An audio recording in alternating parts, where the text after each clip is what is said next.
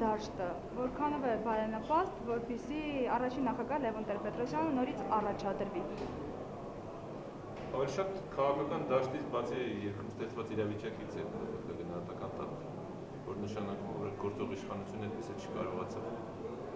որևէ քայլ անել, որով ժողովրդին համոզի, որ իսկապես ինքը ի վիճակի է Հայաստանի զարգացում ապահովել։ Եվ այդ տրամաբանությունից է ներավ արդեն Լևոն Տեր-Պետրոսյանի պահանջը կա։ Քաղաքական դաշտում ինչ զարգացումներ կնեն քաղաքական դաշտի մասնակիցները, քաղաքական կուսակցությունները, իրենք ինչպես են մոտենում այդ հարցը։ Բայց ես կարծում եմ այս ամենից հետո բոլորն են հասկանում են, որ միակ թեկնածումը, որ կարող է այսօր իսկապես ռեալ ուժ լինել եւ պայքարել գործող իշխանության դեմ, դա Լևոն Տեր-Պետրոսյանն է։ Այսօր իրենց տրամադրություններից անկախ այդպեսին է, որտեղ առավելևս վերջին մի քանի օրվա այսպես ասած իրադարձությունները կապված մի քանի քաղաքական կուսակցությունների համագումարների կամ ժողովների առաջարկություններից բոլորիս է բերել այդ եզրակացության, այսինքն բոլորից չէ, բոլորին է բերում այդ եզրակացության, որ իսկապես միակ ձևը, որով իշխանությունը իսկապես լուրջ